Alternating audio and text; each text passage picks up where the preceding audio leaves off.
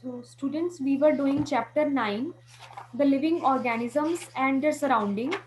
तो ये चैप्टर हमने सबसे पहले शुरू किया था. इस चैप्टर में we have studied about like what are organisms और वो कौन से सराउंडिंग्स में वो सरवाइव करते हैं. उसके बाद हमने पढ़ा था अबाउट अडेप्टेशंस, एक्लाइमेटाइजेशन, देन हमने कैमल की और फिश की अडेप्टेशंस भी देखी थी एंड फाइनली हमने हैबिटेट पढ़े थे. और हैबिटेट को मैंने 2 पार्ट्स में क्लासिफाई किया था. Number 1 terrestrial habitats and number 2 aquatic habitats. तो टेरेस्ट्रियल हैबिटेट्स में हमने डेजर्ट्स के बारे में, देन माउंटेन रीजन्स के बारे में एंड ग्रासलैंड्स और फॉरेस्ट के बारे में डिस्कस कर लिया था in the last meeting. Now we are going to start with aquatic habitat. जो second part था, aquatic habitats में हम 2 parts को आगे हम divide कर सकते हैं. Aquatic habitat होता क्या है? जो भी organisms, चाहे वो plants हो, animals हो, microorganisms हो, जितने भी living organisms हैं, अगर वो inside the water survive कर रहे हैं, उनका अगर home inside the water है, under water है या water में रहते हैं, then these animals have the habitat named as aquatic habitat. तो aquatic का अपने आप में मतलब कि क्या है? water. तो हम इसको भी आगे 2 पार्ट्स में डिवाइड कर सकते हैं. Number 1 oceans and number 2 ponds. तो ओशंस और सीज जो भी सलाइन वाटर के सोर्स होंगे एंड पॉन्ड्स, लेक्स, रिवर्स, ये सब फ्रेश वाटर के सोर्स होंगे. तो हम ब्रॉडली इनको 2 पार्ट्स में डिवाइड कर रहे हैं. Number 1 oceans and number 2 that ponds. तो सबसे पहले हम ओशंस के बारे में डिस्कस करेंगे कि ओशन में कैसी लाइफ वहां पे एग्जिस्ट करती है. तो ocean is the we can say ocean and sea are the bigger water bodies. बहुत बड़ी वाटर बॉडीज होती हैं. और जितने भी सी एनिमल्स हैं, हमने ये भी देखा है, बताया था मैंने आपको, मोस्टली जो सबसे कॉमन एनिमल है जो एक्वाटिक जिसका हैबिटेट है दैट इज फिश. तो फिश की जो हमने अडेप्टेशन थी उसको हमने लास्ट टाइम ही डिस्कस किया कर लिया था with the adaptations of camel. तो मैंने बताया था कि फिश की स्ट्रीमलाइन शेप होती है जिसकी वजह से वो इजीली मूव कर सकती है inside the water. But fish के अलावा there are some other animals और वी कैन से और ऑर्गेनिजम्स भी होते हैं, प्लांट्स भी होते हैं जो वाटर के अंदर रहते हैं. So for example number 1 is squid. जो आप अभी अपनी स्क्रीन पे पिक्चर देख रही हो, दिस ऑर्गेनिज्म का नाम है स्क्विड एंड ऑक्टोपस. तो स्क्विड एंड ऑक्टोपस की अगर हम शेप देखें तो ये स्ट्रीमलाइन शेप तो है नहीं. तो वो कैसे मूव करेंगे? वैसे जो हमारे ये ऐसे वाले ऑर्गेनिजम्स हैं, they stay deeper in the ocean near the sea bed. बहुत डीप रहते हैं ओशंस में, जहाँ पे सी बेड है उसके पास रहते हैं. अगर कोई भी प्रे इनके पास आएगा, कोई भी स्मॉलर प्रे इनके पास आएगा, they will move towards them and eat them. But how do they move means उनकी स्ट्रीमलाइन शेप तो है नहीं. अब वो इजिली कैसे मूव कर सकेंगे inside the water like fishes? अब जब भी वो मूव करते हैं वो अपनी शेप को स्ट्रीमलाइन बना लेते हैं. उनके जो 8, जैसे ऑक्टोपस है इसके 8 फीट है, तो वो अपने फीट को एक तरफ जब वो मूव करेगा ऊपर की तरफ या साइड की तरफ, तो वो अपने फीट को इकट्ठा ज्वाइन कर लेता है. तो आगे से उसका हेड ब्रॉड हो जाएगा और पीछे से उसकी shape we can say thin हो जाएगी, नैरो हो जाएगी, आगे से ब्रॉड रहेगी. तो it will make a streamline shape. तो उस वजह से वो इजीली फ्लो कर जाएगा inside the water. Same happens with squid also. तो स्क्विड एंड ऑक्टोपस वो एक ही तरह के ऑर्गेनिजम्स हैं. इसके अलावा अब ये सरवाइव कैसे करेंगे, ये ब्रीथ कैसे करेंगे inside the water? Octopuses, squid, इन सब में गिल्स प्रेजेंट होती हैं. तो गिल्स की हेल्प से वो ऑक्सीजन जो वाटर में डिजोल्व होती है वहां से वो ऑक्सीजन लेते हैं और फिशेस की तरह ही वो ब्रीथ करते हैं, वो रेस्पिरेशन का प्रोसेस अकर करेंगे.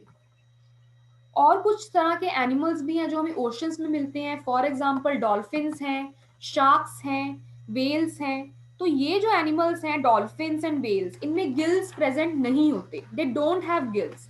बट तब भी वो ब्रीदिंग तो करते ही हैं. एक्चुअली व्हाट हैपन्स, जब भी डॉल्फिन्स या वेल्स के इनके हेड के ऊपर ऐसे नॉस्ट्रिल्स बने होते हैं जिसको ब्लो होल्स बोला जाता है. You can see on page number 86 bold करके एक वर्ड लिखा हुआ है blow holes. Underline that word. तो वहां पे उनके हेड के ऊपर नॉस्ट्रिल्स हैं और वी कैन से इनका खास नाम है ब्लो होल्स, जो कि upper part of the head पे ये प्रेजेंट है। ये इनको ब्रीदिंग करने में हेल्प करते हैं। इसका मतलब कि डॉल्फिन्स में और वेल्स में और शार्क्स में दे डोंट हैव गिल्स, तो वो पानी के अंदर तो वो ब्रीथ नहीं कर सकते, because gills are very important to breathe inside the water, but they don't have gills. That means कि उनमें गिल्स नहीं है, दैट मीन्स वो पानी के अंदर ब्रीद इन या रेस्पिरेशन नहीं कर सकते। So how will they perform this? तो एक्चुअल में ब्लो होल्स होते हैं, वो ब्लो होल्स की हेल्प से वो ब्रीथ करेंगे एयर को। और जब भी उनको, वैसे तो वो पानी के अंदर विदाउट ब्रीदिंग बहुत टाइम के लिए रह सकते हैं, बट जब भी उनको ब्रीथ करना होगा, जब भी उनको ऑक्सीजन चाहिए होगी, तो वो सरफेस ऑफ द वाटर के बाहर या सरफेस पे आ जाएंगे, ताकि एटमॉस्फेयर से वो ऑक्सीजन लेते रहे। तो आपने बहुत सारे जैसे टीवी में शोज देखे होंगे, या किसी ने अगर एक्चुअल में भी देखा हो, तो आपने देखा होगा डॉल्फिन्स जो एक्ट होते हैं, शोज होते हैं डॉल्फिन्स के, वो चलो ट्रेनिंग तो एक डिफरेंट पार्ट है, अदरवाइज जो डॉल्फिन्स हैं, जो अगर आप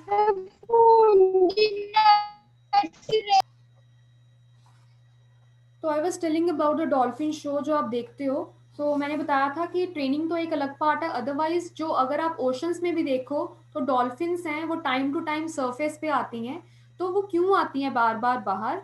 reason being they cannot breathe inside the water, और वो ऑक्सीजन को लेने के लिए बाहर सरफेस पे आती हैं, ताकि वो नॉस्ट्रिल्स के थ्रू या ब्लो होल्स के थ्रू ऑक्सीजन, जो एयर में प्रेजेंट ऑक्सीजन है, वो ले सके। Otherwise they can survive for very long time without breathing. वो पानी के अंदर भी रह सकती हैं, बट जब भी उनको ब्रीथ करना होता है, तो वो सरफेस ऑफ द वाटर पे आ जाती हैं, ताकि वो एटमॉस्फेयर से एयर को इनटेक करें, वो ब्रीथ कर सके। So they come out to the surface from time to time to breathe in air. So this was all about the ocean habitat. Next, I'm going to talk about the ponds and lakes. तो ponds and lakes में generally fresh water होता है, reverse भी इसके अंदर आ सकते हैं, सम drains भी आ सकती हैं। तो इस तरह के वी कैन से इस तरह के जो वाटर सोर्सेज हैं, वहाँ पे टेरेस्ट्रियल प्लांट्स से के मुकाबले डिफरेंट तरह के प्लांट्स होते हैं। दैट मीन्स जो टेरेस्ट्रियल प्लांट्स होते हैं, उसमें रूट्स बहुत हार्ड होती हैं, बहुत अंदर तक होती हैं, बिकॉज रूट्स ने मेन फंक्शन परफॉर्म करना होता है न्यूट्रिएंट्स प्रोवाइड करने का एंड वाटर प्रोवाइड करने का from the soil. But aquatic plants में रूट्स जो होती हैं वो बहुत स्मॉल साइज की होती हैं। उनका मेन फंक्शन न्यूट्रिएंट्स या वाटर को प्रोवाइड करना नहीं है प्लांट्स को, उनका मेन फंक्शन है to hold the plant in place, ताकि वो होल्ड रख सके प्लांट को इनसाइड द वाटर। जो स्टेम्स होती हैं दीज इन एक्वाटिक प्लांट्स की, जो स्टेम्स होती हैं वो लॉन्ग होती हैं, हॉलो एंड लाइट, बहुत लाइट वेट होती हैं। जो स्टेम्स होती हैं वो सरफेस ऑफ द वाटर तक ग्रो करती हैं, बहुत लंबी होती हैं, long, and they float on the surface of the water. जो फ्लावर्स होते हैं इसके, या कुछ पार्ट लीव्स का होता है, वो सरफेस ऑफ द वाटर पे फ्लोट करती हैं। बट कुछ जो एक्वाटिक प्लांट्स होती हैं वो अंडर वाटर सबमर्ज रहते हैं। तो सारा का सारा पार्ट, चाहे वो लीव्स हैं, चाहे वो कोई भी स्टेम्स हैं, वो सारे का सारा पार्ट अंडर वाटर ग्रो करता है। तो इनमें से कुछ प्लांट्स होते हैं वो बहुत नैरो, बहुत थिन, मतलब रिबन लाइक लीव्स होते हैं, वो बहुत इजीली बेंड कर सकते हैं विद द फ्लोइंग वाटर। ठीक है, in some submerged plants leaves are oftenly highly divided through which the water can easily flow without damaging them. तो कुछ जो प्लांट्स होते हैं उनमें लीव्स होते हैं वो आगे फर्दर डिवाइड होते हैं, तो उनमें से पानी बहुत इजीली पास हो जाता है, बेंड तो होते हैं, बट अगर बहुत ओवरफ्लो वाटर का आ जाए then they can damage, otherwise they are strong enough ताकि वो डैमेज ना हो with the water. So this was all about the plants of the ponds और रिवर्स और लेक्स। नेक्स्ट, जो पोन्ड्स में, रिवर्स में जनरली जो एनिमल पाया जाता है दैट इज फ्रॉग। तो आपने कईयों ने देखा भी होगा एक्चुअल में। तो फ्रॉग्स जो होते हैं they usually have ponds as their habitat. Frogs can stay both inside and pond water as well as move on land. We can say वो लैंड पे भी रह सकते हैं एंड पॉन्ड या रिवर में भी रह सकते हैं। उनकी जो बैक लेग्स होती हैं वो बहुत स्ट्रॉन्ग होती है as compare to front legs. तो बैक लेग्स का काम ज्यादा होता है, बिकॉज उनको लीप मींस जंप करना पड़ेगा एंड अपने प्रे को कैच करने के लिए उनको जंप करना पड़ेगा। इसके अलावा उनके फीट की आप शेप देखो तो they have webbed feet which help them to swim in water. तो वेब्ड फीट होंगे तो उनको वाटर में स्विम करने में भी हेल्प होगी। अदरवाइज जो फ्रॉग्स होते हैं वो पानी के अंदर भी और बाहर भी ब्रीथ कर सकते हैं, because they breathe from the two parts. इनमें लंग्स भी प्रेजेंट होते हैं एंड दे हैव स्किन जो मॉइस्ट होती है, तो उनकी स्किन भी रेस्पायर करने में उनको हेल्प करती है, एंड लंग्स भी होते हैं जो एयर में उसको ब्रीथ करने में हेल्प करती है। So how a frog jumps, you can सी उनकी बैक लेग्स बहुत स्ट्रांग होती हैं, इस वजह से वो जंप कर सकते हैं इजीली, और उनके वेब्ड फीट है ताकि वो इजीली स्विम कर सके inside the water. So this was all about the habitat. So आज हमने पढ़ा है एक्वाटिक हैबिटेट के बारे में। I am going to just recollect all the things of habitat. तो हैबिटेट दो तरह की थी, terrestrial habitat and aquatic habitat. Terrestrial हमने लास्ट टाइम डिस्कस कर लिया था। उसके बाद we have talked about aquatic habitat. तो एक्वाटिक हैबिटेट में मैंने टू टाइप्स किया आगे, ओशंस एंड पोन्ड्स और रिवर्स और लेक्स वी कैन से। तो सबसे पहले ओशंस की बात करेंगे, तो ओशंस में जनरली फिश पाई जाती है जिनकी स्ट्रीमलाइन शेप होती है, और उसके हमने कैरेक्टरिस्टिक अडेप्टेशंस के बारे में हम ऑलरेडी डिस्कस कर चुके हैं। अदरवाइज जो और तरह के एनिमल्स होते हैं, for example squid and octopus, उनकी शेप स्ट्रीमलाइन नहीं होती, बट जब भी वो मूव करेंगे तो वो अपनी शेप को स्ट्रीमलाइन बना लेते हैं। वो अपनी फीट को इकट्ठे कर लेंगे, वो स्ट्रीमलाइन शेप बना के ही मूव करेंगे, और वो सी बेड के पास रहते हैं, very deep in side the water, and they just catch the prey. जो भी इनके आसपास कोई भी प्रे आएगा वो उसको कैच करके वो अपना वहां से न्यूट्रिशन लेंगे। इन एनिमल्स के पास गिल्स होते हैं और वो अंडर वाटर ब्रीथ करते हैं। उसके बाद कुछ एनिमल्स और भी हैं, लाइक डॉल्फिन्स हैं, वेल्स हैं, शार्क्स हैं, इनमें गिल्स नहीं होते। तो वैसे तो वो inside the water for a longer time, they can hold their breath and they can survive underwater without breathing for a longer time, but जब भी उनको ब्रीथ करना होगा तो वो surface of the water पे आ जाएंगे। So they come out to the surface from time to time to breathe in air. Next type हमने की थी ponds और lakes, and yes the last thing was कि इनमें ब्लो होल्स होते हैं, नॉस्ट्रिल्स होते हैं, जिसकी हेल्प से वो ब्रीथ करती हैं। फिर हमने पॉन्ड्स एंड लेक्स के बारे में डिस्कस किया था। हमने फिर इनके प्लांट्स के बारे में जनरली डिस्कस किया था कि इनकी जो रूट्स होती हैं बहुत शॉर्ट साइज की होती है, उनका मेन काम है कि प्लांट को होल्ड करके रखना। उसके बाद जो स्टेम्स होती हैं वो भी बहुत लॉन्ग, होलो एंड लाइट होंगी। जो स्टेम्स हैं वो बहुत लॉन्ग है and surface of the water तक ग्रो करती हैं, और उसके जो लीव्स होंगे या फ्लावर्स होते हैं तो वो सरफेस ऑफ द वाटर पे फ्लोट करते हैं। एक्वाटिक, कुछ एक्वाटिक प्लांट्स हैं वो कंप्लीटली सबमर्ज रहते हैं इनसाइड द वाटर। तो ऐसे जो प्लांट्स होते हैं उनके सारे के सारे पार्ट्स वाटर में ही रहते हैं, और इन प्लांट्स के जो लीव्स होते हैं बहुत थिन एंड रिबन लाइक होते हैं, नैरो होते हैं, तो ये बेंड भी कर सकते हैं with the flowing water. But इनके जो लीव्स होते हैं generally they are highly divided, वो स्मॉल स्मॉल पीसीज में आगे फर्दर डिवाइडेड है, तो उसमें से वाटर इजिली पास कर सकता है। बट अगर ज़्यादा अमाउंट ऑफ वाटर ओवरफ्लो हो जाए या मतलब बहुत स्पीड से अगर वाटर आए तो ऐसे प्लांट्स डैमेज भी हो सकते हैं इनसाइड दी वाटर। तो इसमें जो मेन एनिमल पाया जाता है पोन्ड्स में, दैट इज फ्रॉग। तो फ्रॉग का मैंने बताया it can stay both inside the pond water as well as move on land. तो स्ट्रॉन्ग बैक लेग्स होती हैं जिसकी वजह से वो जंपिंग एंड अपने प्रे को कैच करने के लिए इजीली जा सकता है, और उसमें स्किन से भी रेस्पायर करते हैं, and they also have lungs, तो वो इनसाइड एंड आउटसाइड दोनों जगह से वो ब्रीथ कर सकते हैं। So this was all about the habitat part. Now the last part of this chapter is the living and non-living things. तो living things around us. तो living and non living things आप बहुत बचपन से पढ़ते आ रहे हो कि हम कौन से पार्ट को लिविंग बोलते हैं, कौन से पार्ट को नॉन लिविंग बोलते हैं। अगर आप जनरली बात करो तो लिविंग थिंग्स, अगर हम जनरली बोलें तो living things can move and non living things can not move, तो हम जनरल डेफिनेशन ये देंगे। बट ये डेफिनेशन थोड़ी सी कंफ्यूजिंग है, रीजन बीइंग प्लांट्स अपनी प्लेस से बिल्कुल नहीं हिलते, बट वी कैन से जो बसेस हैं, ट्रेन्स हैं, या कुछ भी मोड्स ऑफ ट्रांसपोर्ट है वो अपनी एक प्लेस से दूसरी जगह पे मूव करते हैं, बट फिर भी वो नॉन लिविंग है। तो ये डेफिनेशन अगर यहाँ पे ऑब्वियसली होल्ड नहीं करेगी। सो लिविंग थिंग्स आपको पता है कौन कौन से हैं, एनिमल्स हैं, प्लांट्स हैं, ह्यूमंस हैं, और नॉन लिविंग में बहुत सारी चीज़ें आती हैं, चेयर्स हैं, टेबल्स हैं, कार्स हैं, तो ये आप पहले पढ़ चुके हो।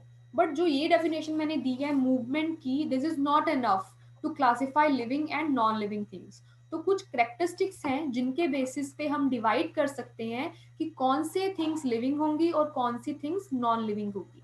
तो इस चैप्टर में आपके पास 7, ओके 7 आपके पास करेक्टरिस्टिक्स हैं जिससे पता चलेगा कि कौन सी थिंग, कौन सी ऑब्जेक्ट्स लिविंग है और कौन से थिंग्स नॉन लिविंग है। तो सबसे पहले है living things respire, living things reproduce, living things grow, living things move, ये मूवमेंट वाली तो चलो हम मैंने बता ही दिया आपको। Living things excrete waste, living things respond to stimuli, living things take on nutrients. तो ये 7 आपके पास कैरेक्टरिस्टिक हैं। आज हम 2 के बारे में डिस्कस करेंगे, that is first one is living things take on nutrients and living things grow. तो सबसे पहले come on page number 88। So उन्होंने फर्स्ट कैरेक्टरिस्टिक एक क्वेश्चन की फॉर्म में पूछी हुई है that do all living things need food. Yes, the answer would be yes. जितनी भी आप लिविंग बींग्स देख लो, आपने चैप्टर 1 एंड 2 में न्यूट्रिशन के बारे में पढ़ा है लिविंग बींग्स के, तो उससे आपको पता चला होगा कि यस लिविंग थिंग्स, जितने भी लिविंग थिंग्स हैं उनको सर्वाइवल के लिए फूड की रिक्वायरमेंट है, और जितने भी एनिमल्स हैं, जो भी लिविंग बींग है उनको फूड की रिक्वायरमेंट है। तो हमने इस बेसिस पे लिविंग बींग्स हमने इस बेसिस पे लिविंग बींग्स को हमने 3 कैटेगरीज में क्लासिफाई किया था। Number 1 was herbivorous, number 2 carnivorous and number 3 omnivorous. तो हर्बीवोरस क्या होते हैं? The organisms which only feed the green plants. तो हमने ये पढ़ चुके हैं कि हर्बीवोरस कौन से होते हैं ऑर्गेनिज्म जो सिर्फ फीड करेंगे प्लांट्स के ऊपर। तो फॉर एग्जाम्पल कोई भी जैसे डियर है, ऐसे जो जिब्रा है, तो ऐसे एनिमल्स होंगे वो हर्बीवोरस कैटेगरी में आएंगे। कार्निवोरस ऑर्गेनिजम्स आर दोज जो अपने न्यूट्रिशन के लिए दूसरे एनिमल के फ्लैश पे डिपेंडेंट है, सिर्फ वो फ्लैश खाएंगे, ओनली फ्लैश। सो ऐसे एनिमल्स जैसे टाइगर है, लायन है। तो एंड फाइनली ओमनिवोरस, ओमनिवोरस क्या होते हैं? जो बोथ प्लांट भी, जिनके फूड में प्लांट सोर्स भी आएंगे और एनिमल सोर्सेज भी आते हैं, फॉर एग्जाम्पल ह्यूमंस। तो दैट इज ओमनिवोरस। तो हम क्लासिफाई कर सकते हैं on the basis of the eating habits of organisms. Otherwise ये तो हमने बात कर ली सब बर्ड्स की, एनिमल्स की, but what about the plants? अब प्लांट्स अपना फूड कैसे बनाएंगे ये भी हम पढ़ चुके हैं। Plants make their own food by the process of photosynthesis. तो फोटोसिंथेसिस से वो अपना फूड खुद बना सकते हैं। तो प्लांट्स को भी फूड चाहिए, न्यूट्रिएंट्स चाहिए। तो हमारी बॉडी में जितने भी फंक्शंस चलते हैं, ठीक है, आइदर कोई भी रेस्पिरेशन हो, ब्रीदिंग हो, एक्सक्रीशन हो, रिप्रोडक्शन हो, ग्रोथ हो, सब हमारे बॉडी मूवमेंट्स में, इवन ह्यूमंस में या किसी एनिमल्स में भी, प्लांट्स में भी इवन ग्रोथ होती है, उनमें भी डिफरेंट फंक्शंस चलते रहते हैं। तो डिफरेंट फंक्शंस को परफॉर्म करने के लिए एनर्जी चाहिए, और वो एनर्जी किससे आएगी? फूड से आएगी। तो yes, all living things need food. तो हम इस कैटेगरी पे हम क्लासिफाई कर सकते हैं लिविंग को एंड नॉन लिविंग को, कि living things require food for the energy, they require nutrient, but non living things ऐसी चीजें जो फूड इनटेक नहीं करती। अब चेयर टेबल फूड ऑब्वियसली नहीं खाएंगी। तो लिविंग एंड नॉन लिविंग को इस बेसिस पे हम क्लासिफाई कर सकते हैं। Second characteristics on which we can classify living and non-living things, that is second जो क्वेश्चन की फॉर्म में पूछा गया है, that do all living things show growth? क्या सारे के सारे लिविंग थिंग्स ग्रोथ शो करेंगे? और ग्रो और change, we can say change show करेंगे। अगर आप पहले ह्यूमंस की बात ही करो तो आपने अपनी पुरानी पिक्चर्स देखी होंगी। आप पहले इन्फेंट्स थे, देन टोडलर्स बने, देन आप स्मॉल चिल्ड्रन बने, अब आप बिग किड्स की कैटेगरी में आते हो, उसके बाद आप एडल्ट बन जाओगे। तो आप धीरे धीरे ग्रो कर रहे हो, ठीक है, आप एडल्ट स्टेज में जा रहे हो। और वैसे भी सपोज यहाँ पे आपकी बुक में एग्जांपल दिया गया है, जो आपने ड्रेस 4 साल पहले पहनी थी, क्या आपको अब भी वो ड्रेस फिट इन आएगी? Obviously the answer would be no, because आप धीरे धीरे टॉल हो रहे हो, तो आपकी भी ग्रोथ हो रही है और आप भी बड़े हो रहे हो, तो आप भी एक लिविंग बीइंग हो, तो उसमें भी आपको ह्यूमंस में ग्रोथ देखने को मिलती है। और इवन प्लांट्स में भी ग्रोथ होती है। अगर आप एक सीडलिंग पहले आप सो करोगे इनसाइड द सॉइल, तो वो धीरे धीरे पहले यंग प्लांट बनेगा, सीडलिंग से हम यंग प्लांट बनेगा, फिर वो दोबारा, फिर वो धीरे धीरे बढ़ता बढ़ता वो ग्रो कर जाएगा और वो एडल्ट प्लांट बन जाएगा। सिमिलरली बर्ड्स भी ऐसे ही ग्रो करेंगे, एनिमल्स, आपने डॉग्स के अगर पपीज देखे होंगे तो वो छोटे होते हैं, बट फिर वो धीरे धीरे बड़े होते जाएंगे। तो हमने एनिमल्स में देख लिया, ह्यूमंस में देख लिया। अब अगर हम बर्ड्स की बात करें तो इसमें चेंज देखने को मिलता है। तो सबसे पहले एग होगा, एग में से चिक बनेगा, चिक में से अबाउट 3 मंथ्स के बाद एडल्ट वी कैन से एक कॉक या एक हैन बन जाएगा उसमें से। तो ये भी एक चेंज अक्कर हो रहा है और साइज में भी चेंज हो रहा है। सो ग्रोथ जो है वो लिविंग बींग्स का एक एक बेसिक कैरेक्टरिस्टिक है। तो जितनी भी आप आसपास अपनी चीजें देखो, लिविंग थिंग्स देखो, उन सब में डिफरेंट स्टेजेस ऑफ ग्रोथ आती हैं। सो प्लांट्स देखो, एनिमल्स देखो, ह्यूमंस देखो, सबका साइज इंक्रीज कर रहा है धीरे धीरे। तो living things grow and change through out their life. So non living things क्या ऐसे ग्रो करती हैं? क्या आपके पास चेयर है या टेबल है, वो आफ्टर 2 मंथ्स बड़ा या छोटा हो जाएगा? Obviously the answer would be no. So इस बेसिस पे भी हम डिवाइड कर सकते हैं लिविंग थिंग्स को एंड नॉन लिविंग थिंग्स को। लिविंग थिंग्स ग्रो करेंगे एंड चेंज करेंगी, but non living things can not grow and change by their own. So ये दो करेक्टरिस्टिक के बेसिस पे हमने कर लिया। अब हमारे पास 5 करेक्टरिस्टिक्स बचे हैं, वो हम डिस्कस करेंगे in the next meeting. So if you have any doubt in this part, you may raise your hand and ask your doubts. Thank you.